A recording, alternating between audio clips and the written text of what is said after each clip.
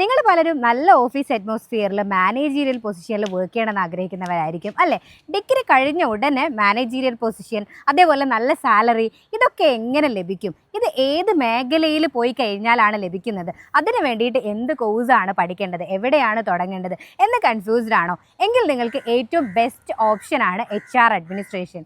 So എന്താണ് HR administration? ഒരു HR administrator എന്ന് പറയുന്നത് ഏതൊരു ബിസിനസ് ഓർഗനൈസേഷനിലെയും തൊഴിലാളികളെ മാനേജ് ചെയ്യുന്ന ഡിപ്പാർട്ട്മെൻറ്റാണ്. ഏതൊരു ബിസിനസ് ഓർഗനൈസേഷൻ എടുത്ത് നോക്കിയാലും അവിടെ ഒരുപാട് തൊഴിലാളികൾ വർക്ക് ചെയ്യുന്നുണ്ടാവും അല്ലേ? അപ്പം ഇവരുടെയൊക്കെ വർക്ക്സ് കൃത്യമായിട്ട് മാനേജ് ചെയ്യുന്നതും അവരെ കോർഡിനേറ്റ് ചെയ്യുന്നതും അത്യാവശ്യമാണ്. അപ്പം ഇതിന് വേണ്ടിയിട്ട് ഒരാൾ വേണം. ഇനി അതൊരു വലിയ കമ്പനി ആണെങ്കിലോ ഒരു ഡിപ്പാർട്ട്മെൻറ്റ് തന്നെ അവിടെ ഉണ്ടായിരിക്കും. സോ ഈ ഡിപ്പാർട്ട്മെൻറ്റിനെയാണ് നമ്മൾ HR അഡ്മിനിസ്ട്രേഷൻ ഡിപ്പാർട്ട്മെൻറ്റ് എന്ന് പറയുന്നത്.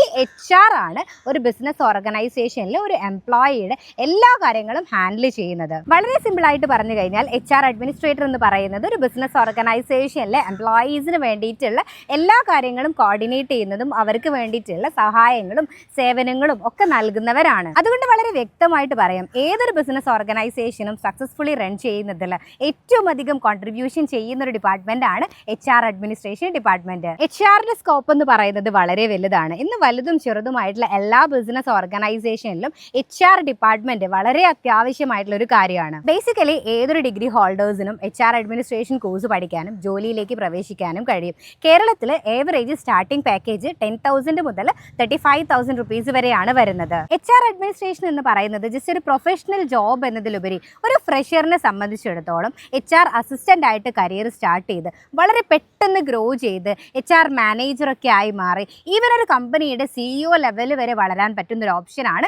HR administration. അപ്പോൾ ഈ ജോലി ചെയ്യാൻ ഇനി എന്താണ് വേണ്ടത് എന്നല്ലേ? ബേസിക്കലി നിങ്ങൾ വേണ്ടത് HR അഡ്മിനിസ്ട്രേഷൻ ജോബ് ചെയ്യാനായിട്ടുള്ള പ്രൊഫഷണൽ സ്കിൽസ് അക്വയർ ചെയ്യുക എന്നുള്ളതാണ്.